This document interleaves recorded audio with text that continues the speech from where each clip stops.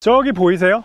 저 산 끝까지가 농부님 땅이래요. 제가 지금 와 있는 이곳은 시골농장 권승용 농부님이 조성하신 유기농 단지인데요. 이 유기농 단지가 자그마치 8만 평이라고 합니다. 제가 다녀본 친환경 농장 중에 거의 역대급으로 큰 농장인데요. 이 큰 농업단지를 일구신 권승용 농부님을 만나고 또 농부님의 철학이 어떻게 식재료에 반영돼서 어떻게 또 재배되는지 여러분들한테 낱낱이 보여드릴 테니까요. 영상 끝까지 지켜봐 주세요.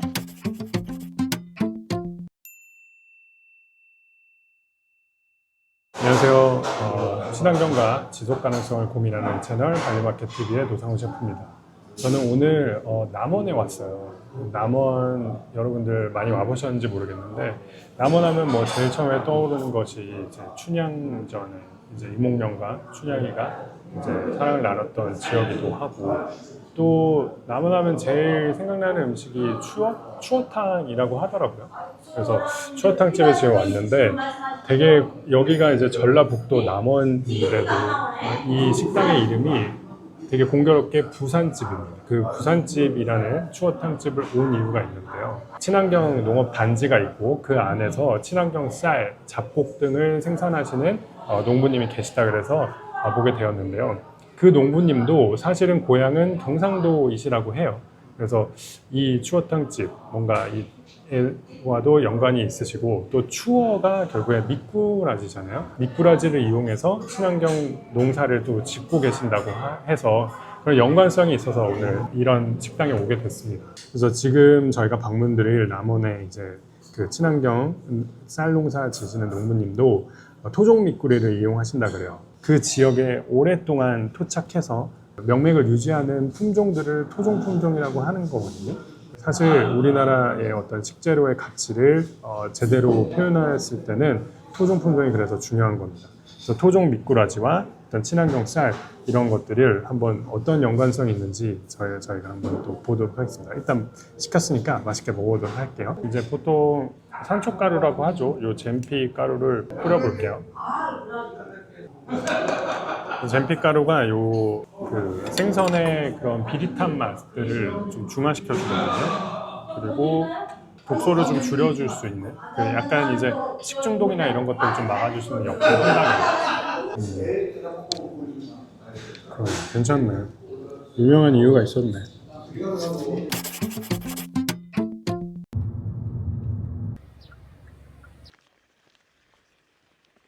여기 보여? 이게 뭐예요? 이게 투구새우야. 보통 예전에는 선모를 할 때 얘들이 발생해서 나오는 시기가 있어. 이걸 더 당겨서 5월 초로 가면 얘들이 안 올라와요. 근데 우리가 잡초가 발생을 하는 거를 억제를 시킬 수 있는 방법이, 종자가 발화를 하려면 온도, 습도, 광이 있어야 되는데 셋 중에 하나를 차단을 하면은 여기에 잡초가 못 올라올 거 아니야. 얘들이 일어나서 흙탕물을 만들면 흙탕물이 있는 밑에는 태양 광이 못 들어가니까 네. 더 이상 발생을 안 하는 거야. 그러니까 그게 자연의 섭리고 이치라는 거야. 아, 이렇게 흙탕물이 생기는 게 얘네들이 활동해서 이렇게 그렇지. 생기는 거예요? 얘들이 움직여서. 약간 사벽충 같이. 크면은 에버 커요, 요만. 여기다 약이나 화학 비료를 쓰면 애들이 없어져. 네. 그럼 이거는 이제 그 어디서 사다가 이렇게 풀어놓으신 거예요? 아니, 자연적으로 토양 속에 얘들이 있어요. 땅 속에다가 산란을 해 놓으면 온 습도가 맞으면 번식을 해서 나오는 거지. 이렇게 설명을 들어본 적 처음이어서 추어미라 하시잖아요. 그러면은 미꾸라지도 풀어놓으시는 거예요? 그러니까 추어미는 올해 여기 지금 좀 아까 염소 들어있던 놈 있죠? 거기 가에 쭉 가면 수로를 파놨어 내가. 이게 뭐예요? 국화인가? 아니, 이게 캐모마일이야. 캐모마일. 이거 지금 맞네, 향이. 요만큼이면 우리 찻집에 가면 6,000원. 이거를 가져가서 저녁에 잠 안 오고 할 때 네. 둘이 보지 말고. 아니, 이거 진짜 저 영국에서 요리할 때 응. 이거 들에 가면 이런 게 있었어. 그래서 야생 카모마일을 우리도 채취해가지고 요리했었어. 주머니가 없다요. 얘가 우리 토종 안전뱅이 밀. 나중에 여기 쓰는 게. 이거 내가 수확하면 셰프를 그러니까 통밀로 주든지 네. 내가 저거 해서 줄 테니까 네. 이걸로 요리를 해봐. 지금 그러면 곡물류를 뭐뭐 기르고 계시는 거죠?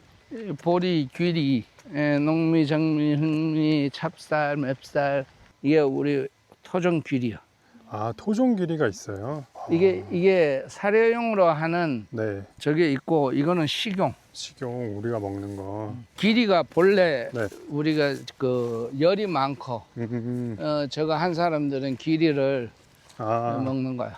그럼 이 면적에 예를 들어서 관행에서 생산되는 소출량이랑 유기농 친환경으로 생산되었을 때 소출량이랑 비교하면 어때요? 수량성이 관행으로 저거 하는 거에 비하면 한 3분의 2 정도. 그러니까 관행으로 하면은 보통 알뜰히 지으면 200평에 쌀로 4가마니 정도. 320kg가 되나? 제가 하는 기준은 200평에 3가마니.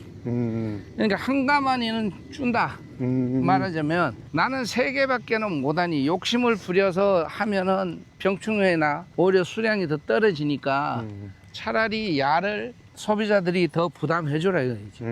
건강하게 좋은 길러낸 먹거리 주는 대가니까. 대신에 관행농사 대비 줄어드는 만큼만 부담을 하라 이 말이야. 그러니까 논리가 맞는 거 아니에요. 좀 좋은 걸 먹으려면 맞아요. 그것만큼 더 내놓으라는데 내가 쌀 한 가마니에 10만 원 가는 50만 원 달라는 얘기도 아니고. 야, 이게 언제야? 98년도. 그러니까 저 때도 그러니까 유기재배 저런 인증이 있었네요. 98년에도. 사실 도정한 지 얼마나 오래됐냐도 되게 중요하잖아요. 쌀 먹을 때. 그래서 판매하시는 쌀의 도정의 어떤 그 기준이라든지 그런 게 있으신지도 궁금해요. 아무리 좋은 쌀도 가을에 금방 저걸 해서 수확을 해서 했을 때의 식미와 담은 지금같이 거진 1년 정도 지났을 때의 상태, 그거를 좀 산화되는 거를 방지를 하려고 하면 5도씨 정도의 원료곡을 저장을 했으면 좋겠다. 일본은 거진 전량저에서 그렇게 보관을 하니까 우리는 별을 보관하는데 걔들은 1차 저걸 해서 현미로다 보관을 하는 원리도 그거고, 반반 맛있으면 김치든 냉이든 하나만 먹을 거리만 있으면 그래도 맛있게 먹으시죠. 네. 우리가 정상적인 온도에서 보면, 상온에서 보면 한 달 정도 안에만 소진이 되면 식미에는 큰 영향을 미치지 않아요. 도정하거나. 지금부터 한 사람 한 사람이 움직여야 되죠. 이제 이런 얘기 막 넋두리 같이 해주는 거는 그렇게 해서 먹는 것이 편해져야 되고, 나부터 바뀌어지면 그게 안 될 것 같지만 시간이 지나면 한 세대, 두 세대 건너가면은 저는 된다고 봐요. 완전 현미밥 주면 저부터도 힘들어, 먹기 힘들어. 근데 백미에다가 어느 정도 해서 잡곡이나 다른 걸 섞어서 해주면 일단은 씹어야 되고, 음식을. 그러니까 그렇게 저걸 하면 의학적으로 뭐 그런다면서요.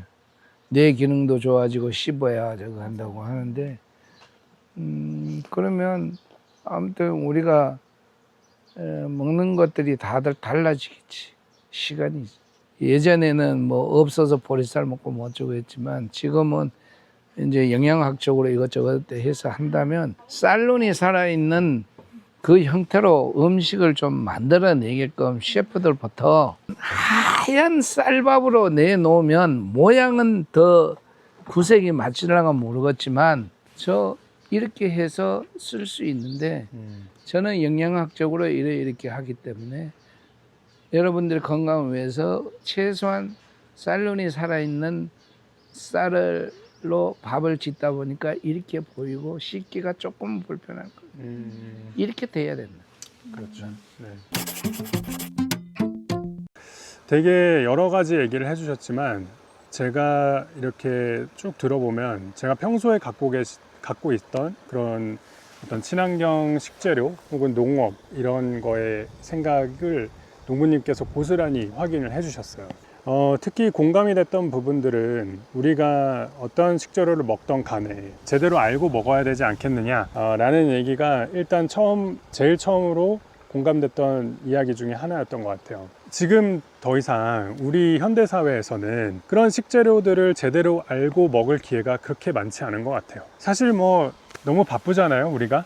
현대사회를 살기 위해서는 일도 해야 되죠. 재테크도 해야 되죠. 그렇다 보니까 내가 어떤 식재료에 대한 특성, 어떤 식재료에 대한 정보들을 사실은 관심을 기울이게 되지 않는 것 같아요. 더 이상 우리가 기근을 이제는 걱정하지 않아도 되지 않는 시대가 됐지 않느냐. 그렇기 때문에 내가 어떤 거를 먹고 싶으면 골라서 선택해서 먹을 수 있는 시대가 되었는데, 식재료에 대한 것들을 왜 제대로 알고 먹지 않느냐라는 얘기도 해주셨어요. 그래서 우리는 생각해야 됩니다. 맛과 건강을 추구하는 것을 지속 가능하게 해줄 이 지구, 이 세 가지 측면들을 모두 고려해야 되는데요. 그렇다 보니 친환경 농업을 저는 지지할 수밖에 없습니다. 근데 이 친환경 농업이 유지가 되려면, 지속이 되려면 그 농사를 짓는 농부님, 농장이 운영의 그 지속 가능성을 만들어 나가야 되잖아요. 같은 면적에서 예를 들어서 100이 나온다.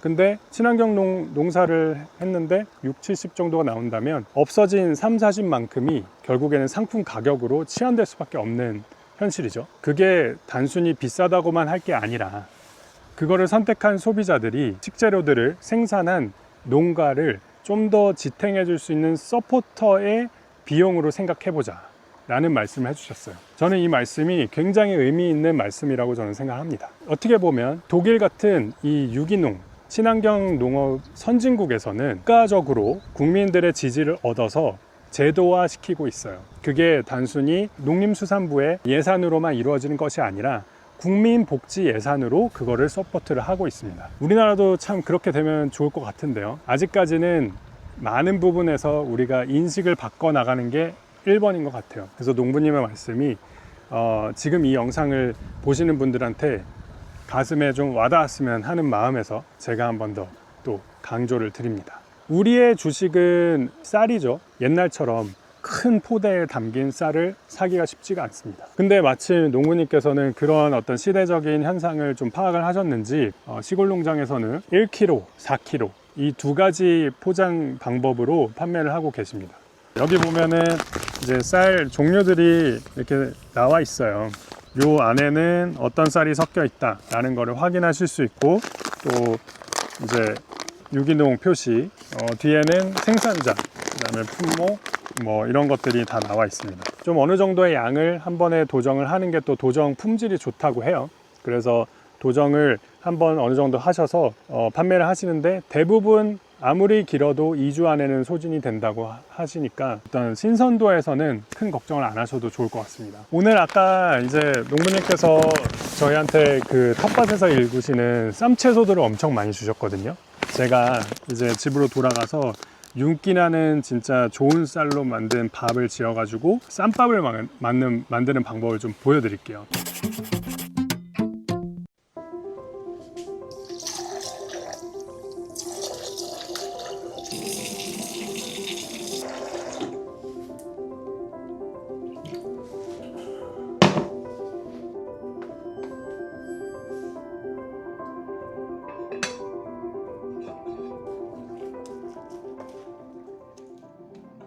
네, 남원 시골 농장에서 이제 받아온 농부님께서 주신 이런 쌈들과 같이 먹을 만한 음식들을 좀 해보려고 그래요. 저는 오늘 좀 오랜만에 냄비밥을 해보려고 그러는데요. 여러분들 냄비밥 집에서 잘 요새는 해드시지 않잖아요. 근데 뭐 1인 가족 혹은 2인 가족일 경우에는 밥솥에 이제 좀 밥을 했을 경우에 좀 남는 경우들이 덜어 생겨요. 그래서 여러분들 오랜만에 저 따라서 냄비밥 해보시는 거 한번 추천드립니다. 시작해 볼게요. 제일 신경 써야 되는 거는 도정한 날짜예요.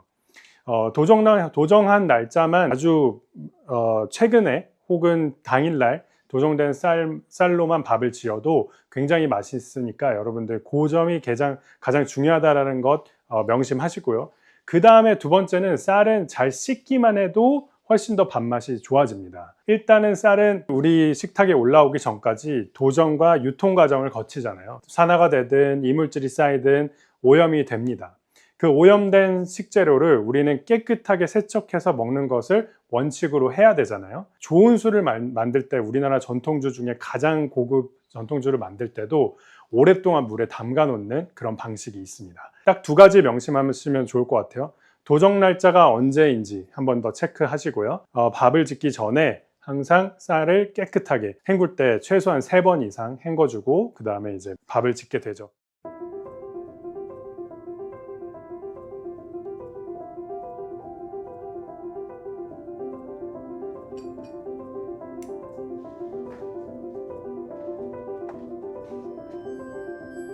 자, 이제 그 농부님이 주신 일용의 양식으로 지금 쌈밥 정식을 찾았습니다. 네. 살짝 그 물량을 실패한 줄 알았는데 또 먹어보니까 굉장히 또 밥이 꼬들꼬들 잘 됐더라고요. 이게 뭐 제가 잘했다기보다는 쌀 자체의 품질이 워낙 좋아서 그런 것 같아요. 그래서 제가 이렇게 잘 차려진 밥을 한 숟갈 좀 떠서 먹어보고 아까 못다한 표현을 다시 또 해드리겠습니다. 자, 이제 밥을 먹어볼게요. 진짜 정말 이 밥을 먹는 순간 제가 한국인임을 다시 한번 느끼게 됩니다.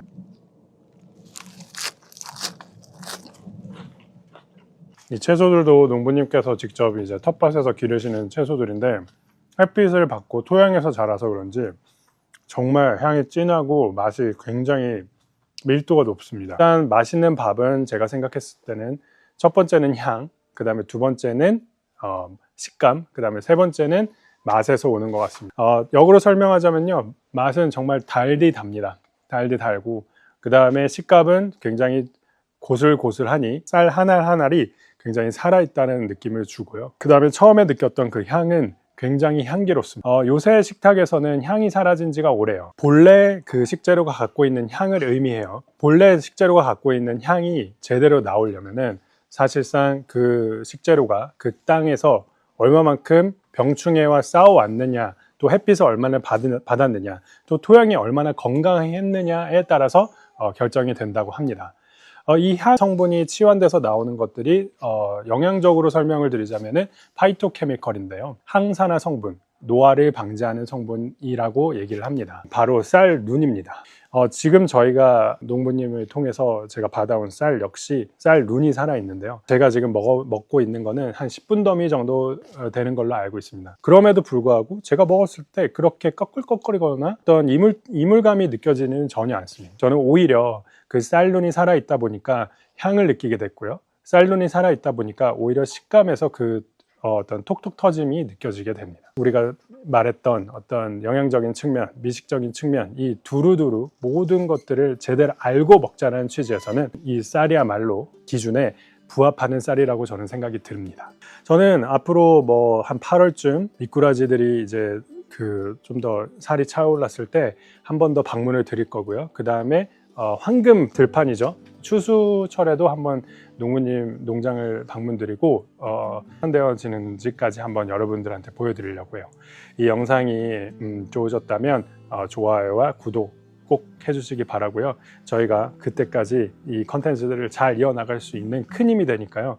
꼭 부탁드리도록 하겠습니다. 그러니까 앞으로 이제 뭐 하면 60대 내일 모레 중반인데 앞으로 4, 5년 해서 70대까지 딱 하고는 농업에 손 띈다라고 혼자 생각은 하고 있는데 본래 이제 하고 싶었던 것들은 유기농 채소 만들, 약용식물 만들어서 그다음에 뭐 과채를 만든 사람 그렇게 해서 저 위에 한 10,000평 있는 부지에다가 거기다가 도시민들이 찾아올 수 있는 왜 그런 것들을 만들고자 생각했냐면 내가 그런 추억이나 그런 것이 좋으면 나와 같은 생각을 갖고 있는 사람이 어차피 도시로 가고 다 했으니까 그런 생각을 갖고 있는 사람들이 많지 않겠는가.